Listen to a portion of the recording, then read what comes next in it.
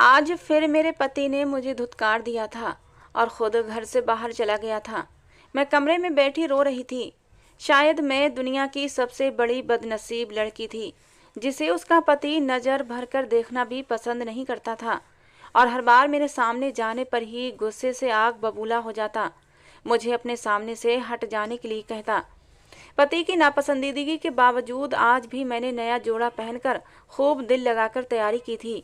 और ऐसा भी नहीं था कि मैं कोई कम सूरत या भद्दी लड़की थी, बल्कि मेरे हुस्न की तो लड़कियां भी तारीफ किए बिना नहीं रह सकती थीं। और जवान होते ही जो शब्द मैंने अपने बारे में सुने थे वो यही थे कि मैं बहुत ही खूबसूरत लड़की हूँ, जिससे नजरें चुराना नामुमकिन है। मैं अपने हुस्न पर काफ़ी घमंड भी करती थी, मगर अपने पति के व्यवहार पर पहली बार मैं अपने हुस्न को और भी निखारने की कोशिश में लगी रहती थी। जो एक बार चेहरे पर पानी के छींटे भी मार लेती तो मेरी स्किन ऐसे चमकने लगती जैसे शीशा चमकता है। अब मेकअप कर करके पागल हो जाती थी, मगर मेरा पति मेरी तरफ देखना तो दूर की बात, मुझसे शक्ल भी नहीं दिखाता था। मेरी शादी को 4 दिन गुजर चुके थे, लेकिन मैंने अपने पति की शक्ल नहीं देखी थी। जब भी मेरे सामने आता अपने चेहरे को छुपाकर आता था। कहता, मैं तुम्हें नहीं देखूंगा, नहीं तो मुझे पाप लगेगा। मुझे बड़ी हैरत होती, भला पत्नी को देखने में कैसा पाप। ना वो मुझे देखता था और ना खुद को देखने देता था। मुझे शक था मेरे पति ने शायद मुझे कभी देखा ही नहीं था, क्योंकि आज जब मैं नई साड़ी पहनकर आई तो लाल रंग की साड़ी थी और मेरे सफ़ेद रंग को और भी चमका रही थी। उसने मेरी तरफ एक नज़र भी उठाकर नहीं देखा था। मैंने अपने सिल्की बाल खोलकर कंधे पर फैला रखे थे। अपनी बड़ी बड़ी काली चमकती आंखों में जानबूझकर काजल की मोटी धार लगाई थी, क्योंकि काजल लगाने से मेरी सुरमई आंखें और भी जादू भरी लगती थीं। मैं जब ऐसी तैयारी करके अपने पति के पास कमरे में जाने लगी तो मुझे उम्मीद थी मेरा पति कम से कम आज के दिन मुझे नज़रअंदाज नहीं कर पाएगा और ज़रूर मेरी तरफ ध्यान देगा। मैं इस सोच से इतनी खुश हो गई थी कि मेरे चेहरे पर शर्मीली सी मुस्कुराहट और लाली छाने लगी थी। मेरा पति अपनी आदत के अनुसार अपने कमरे में बैठा ना जाने किस काम में बिजी था। मेरी तरफ से आर्यन की पीड़ थी। मैं खूब सारा परफ्यूम लगाकर अपने पति के करीब आई और पीछे से उसे अपनी बाहों में भर लिया। पति चाहे कितना ही गुस्सा क्यों ना हो, लेकिन अपनी नई नवेली पत्नी के इतने करीब आने पर वो खुद को रोक नहीं सकता। लेकिन आर्यन तो एकदम ऐसे अचानक चौंक सा गया था। ऐसा लगा जैसे उसके शरीर को झटका लगा हो। मैं उसके चौंकने से खुश हो गई थी, मगर उसने अचानक जोर से किताब बंद की और इतनी जोर से उसे मेज पर पटक कर रखा कि मैं उछल कर रह गई थी। मेरी खुशी अब डर में बदल गई थी, क्योंकि मैंने महसूस कर लिया था कि मेरा पति मेरी हरकत पर गुस्से में आ गया है। मैं अभी अपने पति को अपने दिल की बात बताना चाहती थी कि वो मुझे पलट कर देखने की बजाय कुर्सी को ठोकर मारता कमरे से ही निकल गया। मैं तो हैरान रह गई थी, आखिर मेरे पति को मुझसे इतनी उलझन क्यों होती थी। मैं आर्यन से यही सवाल करना चाहती थी। मुझे अच्छे से याद है कि मेरी शादी करते हुए मेरी परेशानी पर मेरे पापा ने मुझे तसल्ली दी थी और कहा था, लड़का बहुत ही अच्छा है और तुम्हें बहुत खुश रखेगा। अच्छा खाता है, अच्छा कमाता है, अपना कारोबार है, वो तुम्हारी इज्जत और सम्मान करेगा। और दूसरी बात, आर्यन ने खुद अपनी इच्छा रखी है तुमसे शादी करने की। पापा की बातों से मुझे अंदाजा हुआ था आर्यन ने मुझसे मोहब्बत की शादी की थी। जिस आदमी को अपनी पत्नी से मोहब्बत हो और उसकी पत्नी खूबसूरत भी हो, तो ऐसा आदमी अपनी पत्नी को नज़रअंदाज कैसे कर सकता है। मैं पहली ही रात अपने पति के व्यवहार पर गमजदा हो गई थी। मैं आज भी अपने पति के यूं कमरा छोड़कर जाने पर उसके पीछे लपकी थी। मैंने सोच लिया था आज मैं अपने पति को ऐसे जाने नहीं दूंगी। आखिर को मैं उसकी पत्नी हूँ और वो मेरा पति है। हमारी नई नई शादी हुई है और मेरे अंदर मचलते जज्बात नेचुरल थे। हर लड़के को या लड़की को जवानी में एक साथी की ज़रूरत महसूस होती है, और फिर मेरी शादी हुई थी तो मुझे भी एक साथी की ज़रूरत महसूस होने लगी थी। ऐसे में मेरा पति मुझे नज़रअंदाज कर देता तो मेरे दिल पर एक क़यामत बीत जाती थी। मुझे लगने लगा था शायद उसे मेरी कोई बात बुरी लगी है और वो मुझसे नाराज़गी में ऐसा कर रहा है। मैं तो उसे मनाने को भी तैयार थी और अपनी ना की जाने वाली गलती पर माफ़ी भी मांगना चाहती थी, मगर मुझे सच का अंदाज़ा बिल्कुल नहीं हुआ था कि आखिर बात क्या है। मैं कमरे से निकलकर अपने पति के पीछे गई तो आर्यन गायब था। मैंने उसकी तलाश में पूरा घर छान मारा और जब मुझे इस बात का अंदाज़ा हुआ वो मुझे सदमे में डाल गया। मेरा पति तो घर से बाहर जा चुका था। ये बात मुझे हैरत के समंदर में गोते खिला रही थी। आर्यन ने तो मुझे दुखों में धकेल दिया था। मैं आर्यन के लिए इतनी तैयार हुई थी और वो मेरी कोशिश पर पानी फेर कर मुझे घर पर अकेला छोड़कर चला गया था। आखिर ऐसी क्या गलती हुई थी मुझसे? मैं बेतहाशा हुस्न की मालिक, हर वक्त तारीफें समेटने वाली लड़की थी, लेकिन इसके बावजूद भी मैंने अपने आप को सिर्फ अपने हमसफ़र की अमानत के तौर पर संभाल कर रखा हुआ था। मैंने कभी किसी लड़के को अपने करीब आने नहीं दिया था और ना ही किसी की मोहब्बत का जवाब मोहब्बत से दिया था। मैं नहीं चाहती थी मैं अपने जज्बात किसी गैर मर्द पर लुटाऊं। मैं मोहब्बत की चाहत भी रखती थी और मुझे यही लगता था मेरा पति सिर्फ मुझसे मोहब्बत करेगा और मुझे कभी नज़रअंदाज नहीं करेगा। शायद कोई आम मर्द मेरा पति बनता तो ऐसा ही होता, मगर जो इंसान मुझे मिला वो पहले दिन ही मुझे हैरान कर गया था। आर्यन के साथ फेरे लेते हुए मेरे दिल में आर्यन का सम्मान और स्थान दोनों बढ़ गए थे। वो मेरा पति बन चुका था और मेरी सारी मोहब्बतें सिर्फ उसके लिए थीं। हमारी शादी तो हो गई थी लेकिन विदाई नहीं हो पा रही थी, क्योंकि पापा कहने लगे जिस कॉलेज में मैं पढ़ाता हूँ वहाँ कुछ प्रॉब्लम्स क्रिएट हो गई हैं और वो सब प्रॉब्लम्स को सुलझाने के बाद ही मेरी विदाई करना चाहते थे। इसलिए उन्होंने आर्यन से बात कर ली थी, अभी सिर्फ शादी कर लो, विदाई 3 दिन बाद होनी है। आर्यन इस बात पर भी मान गया था और फिर 3 दिन बाद ही मेरी विदाई हुई थी। मैं जो दुल्हन बनकर सबकी ध्यान को अपनी तरफ खींच रही थी, विदा हुई तो दोस्तों की छेड़छाड़ पर दिल धड़कने लगा था। एक अनजान आदमी की जिंदगी में शामिल होने का जो डर मुझ में पैदा हुआ था वो मेरे पापा ने पहले ही ख़त्म कर दिया था। मैं अपने पापा की बहुत ही लाडली और प्यारी बेटी थी। हम सिर्फ 2 बहन भाई थे। भाई बचपन में ही पढ़ाई के इरादे से विदेश चला गया था। वहाँ मेरे चाचा की फैमिली रहती थी। मैं अपने पापा के पास अकेली रह गई थी। मेरे पापा एक कॉलेज में पढ़ाते थे। मैंने ज़िंदगी में हमेशा मोहब्बत ही पाई थी, इसलिए यह भी डर था कि कहीं मेरी ज़िंदगी में शामिल होने वाला मर्द गुस्से वाला ना हो।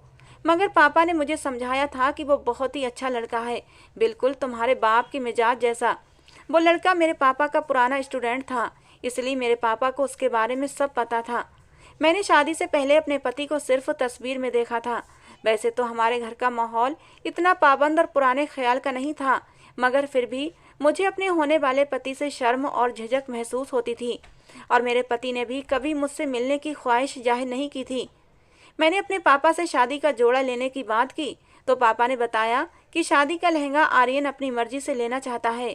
मैं खामोश हो गई थी, मगर मुझे हैरत उस समय हुई जब मुझे शादी का लहंगा देने कोई और नहीं बल्कि मेरा देवर आया था। मेरा देवर बहुत ही खुश मिजाज और हंसमुख सा लड़का था। वो मेरे पति से 2 साल छोटा था। उसने मुझे शादी का सामान दिया और कहने लगा मेरा बड़ा भाई बड़ा ही शर्मीला इंसान है, इसलिए वो अपनी होने वाली पत्नी से मिल नहीं रहा, मगर वो शादी हो जाने के बाद आपका बहुत ख्याल रखेगा, क्योंकि मेरा आर्यन भाई दिल का बहुत ही अच्छा इंसान है, आपको कभी भी शिकायत का मौका नहीं देगा। आपसे पहले तो उसने किसी लड़की को देखा तक नहीं है। ये बात सुनकर मुझे अच्छा लगा था, क्योंकि मेरा पति भी मेरे जैसा ही इंसान था। उसने अपने हर जज्बे को सिर्फ अपनी पत्नी के लिए संभाल कर रखा हुआ था। शादी के दिन मैं अपने हर डर को भुलाकर विदा होकर अपने पति के घर पहुंची थी तो एक सवाल मुझे बार बार तंग करने लगा कि मेरे स्वागत के लिए कोई भी मौजूद नहीं था। शायद मेरा पति कोई अनाथ आदमी था, क्योंकि मैं विदाई से लेकर पति के घर पहुंचने तक आर्यन के अलावा किसी को भी नहीं देखा था। बाकी सबकी तो मुझे खबर नहीं थी, मगर विदाई के बाद से तो मैंने अपने देवर को भी नहीं देखा था। मुझे हैरत हो रही थी कि सगा भाई अपने बड़े भाई की शादी में क्यों नहीं था, वो भी ऐसा भाई जो शादी की तैयारियों में आगे आगे था और अपने भाई के साथ ही रहता था।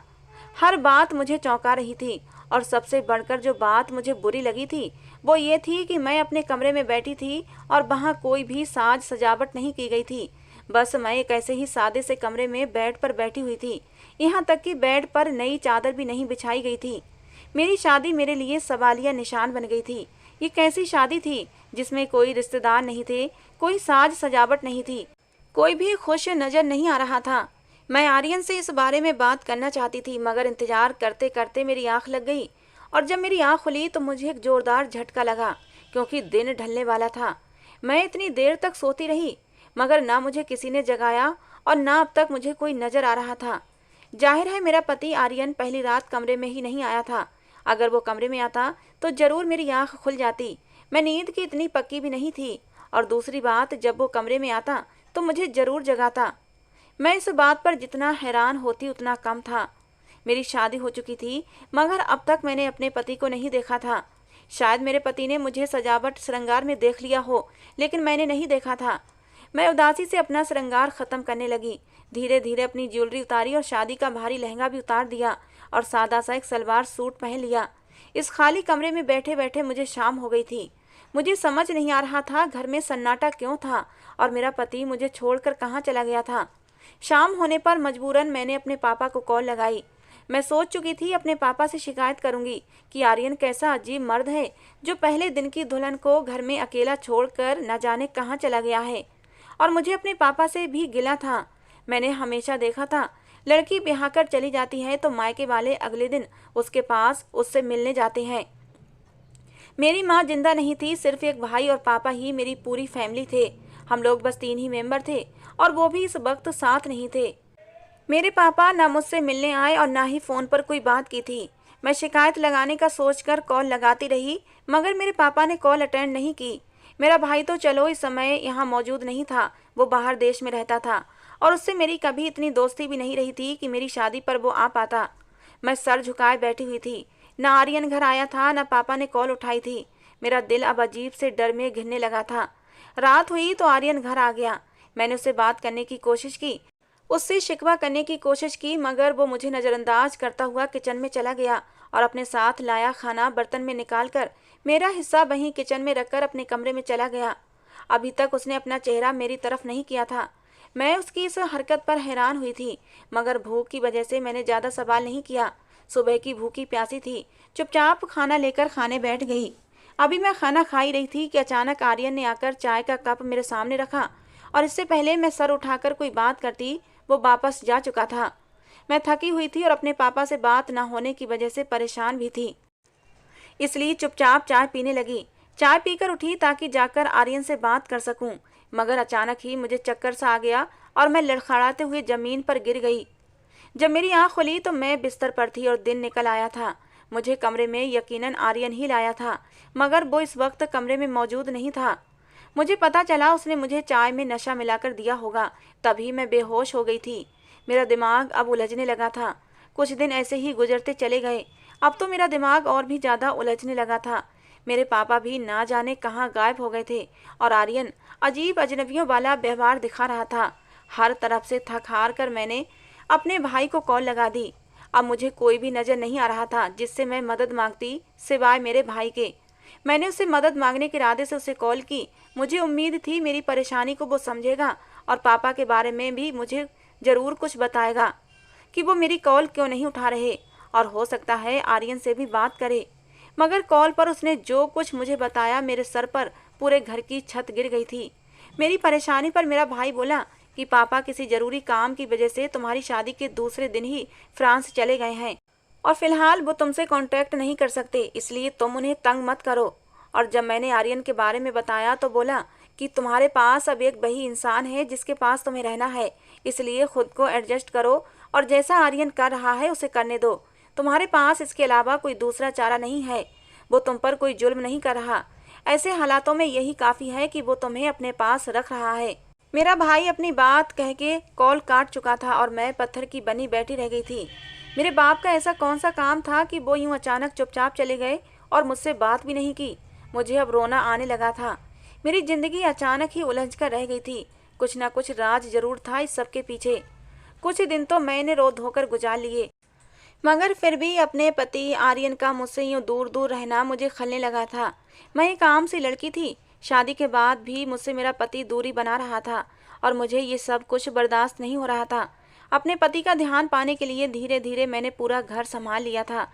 आर्यन पहले दिन से ही बाहर का खाना लाता था, इसलिए मैंने घर में खाना बनाना शुरू कर दिया। मैं रोज़ाना नए नए तरह के खाने बनाकर आर्यन का इंतज़ार करती मगर वो आता तो अपने लिए खाना लेकर आता था।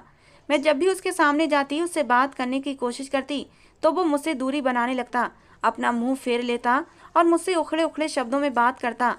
मुझे घबराहट होने लगती। वो कहता, मेरे पास आने से पहले अपने चेहरे पर नकाब कर लिया करो, अगर मैं तुम्हें इस तरह देख लूँगा तो मुझे पाप लगेगा। मैं अपने पति का दिल जीतने के लिए नए नए फैंसी मैक्सी पहनकर उसके सामने जाती थी। मेरे इस हुस्न को देखकर कोई भी मर्द दीवाना हो सकता था, लेकिन मेरा पति तो मुझे देखकर पसीने पसीने हो जाता और मुंह फेर लेता। कहता, इस हालत में मेरे सामने मत आया करो, भगवान मुझे पाप लगाएगा। मैं जानती थी वो एक बहुत ही अच्छा और धार्मिक इंसान है, मगर मुझे हैरत ये थी कि वो अपनी पत्नी को देखने से क्यों बचता है। आखिर मैं उसकी पत्नी थी और हमारा जायज रिश्ता था। हम दोनों के बीच सब कुछ जायज था। एक घर में रहकर भी वो मुझसे दूरी बनाए रखता था और मुझे देखता तक नहीं था। मैं घर में जो भी काम करती वो करने देता। मैं चाहती थी मेरा पति मुझे देखे, मेरी तारीफें करे, मुझे अपनी बाहों में भरकर मुझे प्यार करे। पति की मोहब्बत और उसके जज्बातों पर पत्नी का पहला हक होता है और ये हक तो भगवान ने औरत को खुद ही दिया हुआ है। मगर मेरा पति पहले दिन से ही मेरा हक मुझे नहीं दे रहा था। मैं अब उसकी चाहत और उसकी संगत के लिए तड़पने लगी थी। हमारी शादी को 2 हफ्ते गुजर गए थे, मगर आज भी मेरी कोशिश बेकार थी। मेरा सज सवर कर जाने पर वो मुझे ध्यान देने की बजाय मुझे अनदेखा कर देता और मुझसे बचने के लिए घर से बाहर ही चला जाता। मैं अपने पति की इस बेहिसी पर मातम करती, अपने कमरे में पड़ी रहती थी। इतनी खूबसूरती के बावजूद भी अपने पति का प्यार पा नहीं सकती थी। मुझे लगने लगा था मैं दुनिया की सबसे नाकाम औरत हूँ। जिंदगी में मुझे पहली बार पछतावा होने लगा था। काश मैं इस इंसान से शादी करने की बजाय उन लड़कों से शादी कर लेती जो मेरे आगे पीछे घूमते रहते थे और मुझसे शादी की ख्वाहिश रखते थे। लेकिन मैं किसी को घास नहीं डालती थी। अगर मैं उनमें से किसी एक से शादी कर लेती तो आज मेरी जिंदगी कुछ और होती। मैं अपने पति की संगत के लिए यूं ना मचल रही होती। न जाने मुझे किस पाप की सजा मिल रही थी। मैं अपनी पूरी ईमानदारी से जिंदगी गुजारने के बाद भी अकेली रह गई थी। मेरा दुख बांटने के लिए मेरे पास कोई नहीं था। मैंने वो रात पूरी रोते हुए गुजारी थी। सुबह उठी तो मैंने सोच लिया था अपने पति से मैं साफ साफ बात करूंगी। अगर आर्यन मुझे स्वीकार नहीं कर रहा तो मैं उससे तलाक लेने को भी तैयार थी। मैं यूं घुट घुट कर जिंदगी नहीं गुजार सकती थी। उस दिन मैंने घर का कोई भी काम नहीं किया था। मुझे लगा इस बात पर आर्यन मुझसे सवाल जरूर करेगा, मगर आर्यन सुबह घर से निकला और सारा दिन वापस ही नहीं आया था। साफ लग रहा था वो मुझसे बच रहा है और मैं अपनी इतनी इंसल्ट बर्दाश्त नहीं कर सकती थी। इसलिए मैं उसका इंतजार करने लगी कि वो जैसे ही आएगा मैं उसे सारी बातें क्लियर करूंगी। शाम होते होते भूख से मेरा बुरा हाल होने लगा था। मैं किचन में अपने लिए खाना बनाने गई। उसी वक्त आर्यन घर आया था और आते ही अपने रूटीन के अनुसार मेरे सामने आने की बजाय अपने कमरे में बंद हो गया। पहली बार मैंने खुद खाना खा लिया और उसकी परवाह बिल्कुल नहीं की थी, क्योंकि मेरी नज़र में ऐसा मर्द इज्जत के काबिल नहीं था जो अपनी पत्नी को उसका हक न दे सके। रात हुई तो मैं दबे पांव अपने पति के कमरे में जा पहुंची। उस वक्त वो अपने लैपटॉप पर इतना बिजी था कि मेरी हिम्मत ही नहीं हुई उससे बात करूं। मैं बाहर निकल आई। मैंने सोचा 5 मिनट बाद जाकर बात करती हूँ, लेकिन 5-10 मिनट बाद जब मैं वापस आर्यन के कमरे में गई तो वो इतनी देर में ही गहरी नींद सो चुका था। लेकिन अब मुझे और ज़्यादा सब्र नहीं हो रहा था। मैंने कमरे की लाइट जलाई और अपने पति के बेड पर बिल्कुल उसके बराबर बैठ गई। जागते हुए दिन के समय आर्यन मेरे सामने आने से बचता था और अपना चेहरा तक मुझे नहीं दिखाता था। इस समय वो सो रहा था और मैं उसको आसानी से देख सकती थी, उसे महसूस कर सकती थी। मैंने उसके चेहरे से चादर हटाई तो मेरा दिल धक से रह गया था, क्योंकि वो तो आर्यन था ही नहीं। अगर वो कोई अनजान आदमी होता तो मैं उसे अपना पति आर्यन मान भी लेती, क्योंकि इससे पहले मैंने आर्यन को नहीं देखा था। मगर सामने बेड पर जो लेटा हुआ था मैं उसे अच्छे से जानती थी और ये बात मेरे ऊपर बिजली गिरा गई थी। मैंने अपनी शादी का लगभग 1 महीना उस इंसान के साथ गुजारा था जो मेरा पति था ही नहीं। मैं उसे अपना पति समझकर आराम से इस घर में रह रही थी।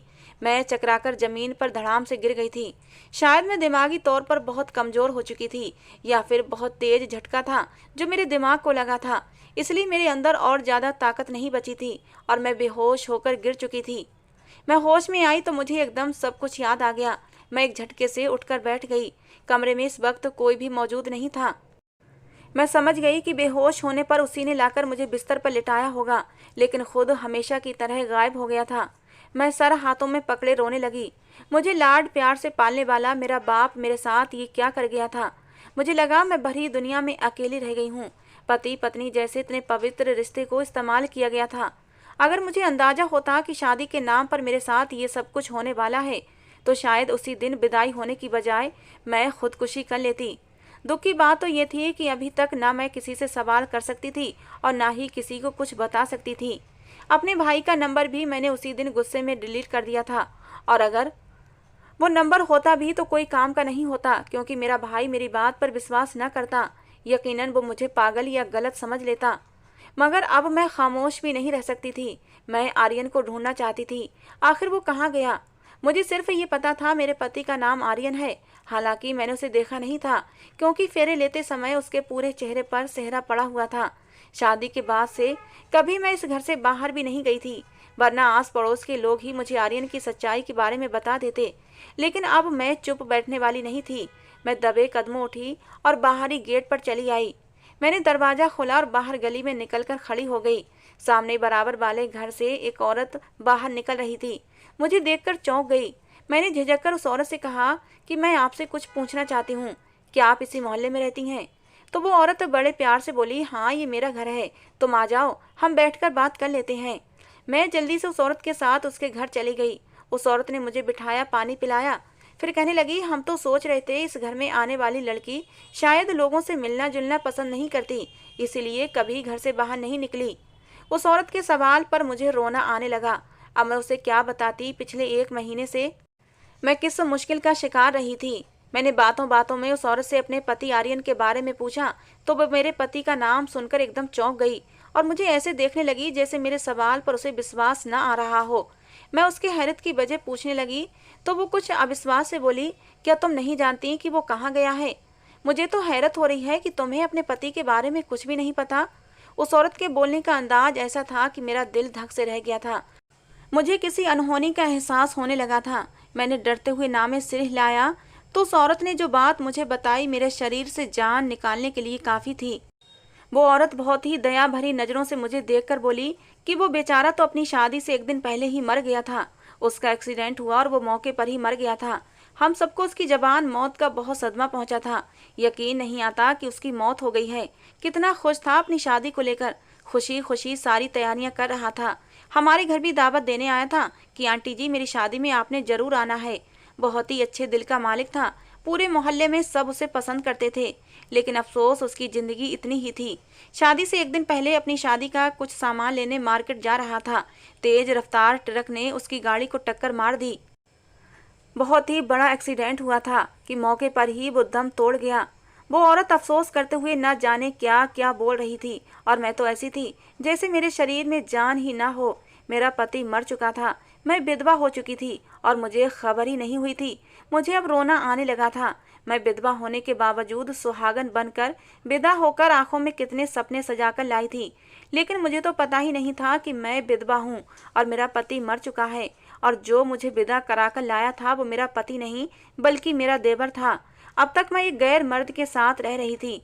मुझे लगा मेरा सांस बंद हो जाएगा। मेरे साथ ये क्या हो रहा था? मैं उस औरत को वहीं बोलता छोड़कर अपने घर भाग आई। मेरा पूरा शरीर कांप रहा था। शाम हुई तो मैं उजड़ी हुई हालत में उस आदमी के सर पर जाकर खड़ी हुई। वो मर्द जो मेरा देवर था और पिछले 1 महीने से मेरा पति बनकर मेरे साथ रह रहा था, वो आदत के अनुसार अपने कमरे में बंद था। मैंने झटके से दरवाजा खोला और जाकर उसका गिरबान पकड़ लिया। वो मेरी इस अचानक हरकत पर बौखला गया था। मैंने गुस्से से उस पर चीख कर कहा कि तुमने मेरे साथ ये हरकत क्यों की थी? मेरे पति की मौत के बाद भी तुम मुझे इस घर में लेकर क्यों आए? मुझे धोखा देकर मुझे इस घर में दुल्हन बनाकर क्यों ले आए? मुझे तो ये समझ नहीं आ रहा था कि इस सब पर मेरे बाप ने कैसे मंजूरी दे दी थी। और मेरा भाई बजाय इसके कि मुझे समझता और मेरी परेशानी का हल निकालता, उल्टा वो भी मुझे यही बोला था कि चुपचाप इसी आदमी के साथ रहो। मैं सोच भी नहीं सकती थी कि सबने मिलकर मेरे साथ ये सब क्यों किया था। मैं अपने देवर शौर्य पर गुस्सा हो रही थी और वो सर झुकाए शर्मिंदा सा खड़ा हुआ था। मैं बुरी तरह रोने लगी और उस पर चीखने चिल्लाने लगी। तब उसने मुझसे कहा कि मेरी कोई गलती नहीं है, मैं ये सब करना नहीं चाहता था, मगर तुम्हारे बाप ने मुझसे ऐसा करने के लिए कहा था और मैंने अपने वादे का भरम रखा और तुम्हारी सुरक्षा की है, कभी तुम्हारे ऊपर गलत निगाह नहीं डाली। वो बोला कि मैं जानता था हमारे बीच ऐसा कोई रिश्ता नहीं है, इसलिए मैंने हमेशा दूरी बनाकर रखी और कभी गलत हरकत नहीं की थी। उसकी इस बात में सच्चाई थी, इसलिए मैं खामोश हो गई। वो सच बोल रहा था, उसने कभी मुझे गलत तरीके से छूने की कोशिश नहीं की थी। मैं सच नहीं जानती थी, इसलिए कई बार उसके सामने गलत हुलिये में चली जाती थी, मगर वो अपनी नज़रें झुका जाता था। मेरे रोने पर उसने बताया, हम 2 ही भाई थे, हमारे माँ बाप जिंदा नहीं थे, हम दोनों भाई ही इस घर में रहते थे। फिर कहने लगा, मेरा भाई तुम्हारे पापा का स्टूडेंट था और मेरे भाई को वो अच्छी तरह जानते थे और उसकी अच्छी आदतों को देखते हुए तुम्हारे पापा ने तुम्हारा रिश्ता मेरे भाई से कर दिया।